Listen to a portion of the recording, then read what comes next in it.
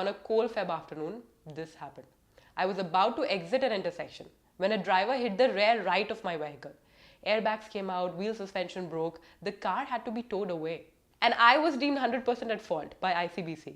This was the first time 100% felt so bad.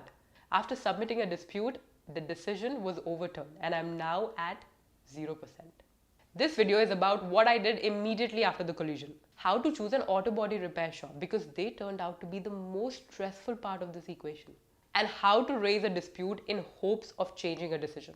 I hope this makes your collision experience a little bit better because I know how it feels. Why, God? Why are you doing this to us?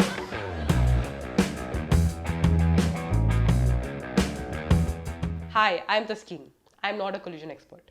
I create personal finance videos for investment beginners. So if you want to learn about taxes, TFSAs, RSPs, and how I invest in the stock market using them, then in these videos, I show you the exact steps I take. If you are not that driver who hit me, then you can watch my videos by clicking right here. But if you are, these are not for you. Coming back to the collision, this is my story. In downtown Vancouver, just as I was about to leave the intersection, a driver from the cross traffic whose light had just turned green thought it was a good idea to slam into my vehicle. My car automatically called 911 and the operator kept asking me if I was okay. My kid was crying, I was in shock, and I did not know how to respond. In hindsight, here are the two reasons why this situation did not get any worse. The pedestrian stopped to ask if you were okay and gave me their number, agreeing to be a witness. A few minutes later, the professionals arrived. Both the firefighters and policemen tried to assess if we needed medical attention. We are deeply grateful for your swift and caring response. So immediately after a collision, it's best to look for a witness. We got a dash cam after this incident, and a year later, it recorded an accident right in front of us. The driver approached us to be a witness and I said, you know what? We even have a recording. And it helped him settle his claim. So even if you're a great driver, a dash cam is a must-have. It can protect you and even help others. If you're wondering which dash cam I use, I've left its link in the description.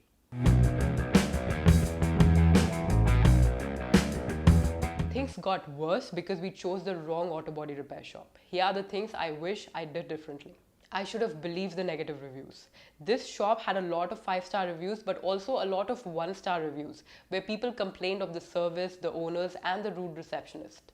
Other shops with better reviews did not have a space for a vehicle that needed towing. But we were anxious to find a repair shop quickly. So we went with the one that had mixed reviews simply because it was available. In hindsight, we should have asked ICBC if we could wait. I should have asked for a courtesy car before handing over my vehicle. Most repair shops offer them, but this one insisted they'd book a rental for us instead, claiming their courtesy cars were busy. The problem is, your insurance only covers a rental if you're declared 0% at fault. Our repair shop made us believe that ICBC was the villain for delaying their decision on a rental. They told us, keep emailing ICBC, call, leave voicemails. In hindsight, a clear red flag. And then the receptionist started being inexplicably rude. I called ICBC to explain the situation and asked if we could transfer a car to another shop. They took my concerns seriously and mentioned that if they received more complaints, the repair shop's license could be revoked. Unfortunately, we could not transfer because this repair shop had already placed an order for parts. And 3 months after the collision, we got our car back. Now I understand the wait for parts, but the rude service, not even one empathetic call a month, and the lack of communication made an already stressful collision even worse. So choose your auto body repair shop wisely and take the negative reviews seriously.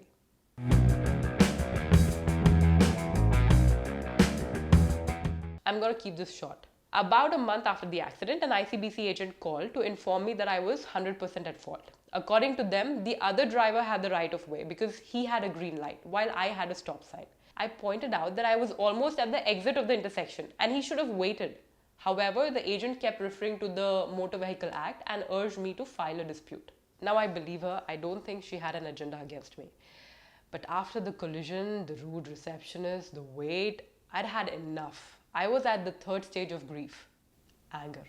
Because the agent kept saying it, I read the entire Motor Vehicle Act that night, finding specific sections that clearly explain why the other driver was at fault, even with the green light. I referenced the driving manual, which says that green means go only if the intersection is clear.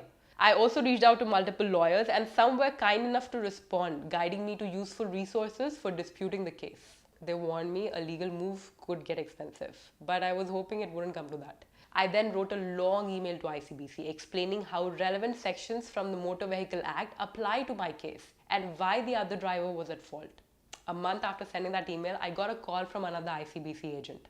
They apparently confirmed with the witness that I was almost about to exit the intersection, and they had overturned the decision and I was now at 0%. I felt like a huge weight had lifted off my chest. I went through the 7 stages of grief in these 3 months and I'm still processing it. My kid still asks me, will our car be broken again? So if you ever get into a collision, which I'm hoping you won't, find a witness, find a good auto body repair shop, read the Motor Vehicle Act. And before it happens, get a dash cam. You'll find the one I use in the description. This video is basically a thank you to ICBC. All your representatives have been extremely helpful. Even the agent who said I was 100% at fault, because she was empathetic. And that's all you need sometimes, a supportive ear. If you think I'm too much, you're right. That's how I deal with personal finance as well. Because taking care of our own money helps us deal with challenges life throws at us. And these 2 videos will help you teach the basics of taxes, TFSAs, RRSPs and stock market. Trust me, you'll find them useful because they are crisp and to the point. I am Taskeen, this is The Urban Fight, and I'll see you in the next video. You can find it by clicking right here.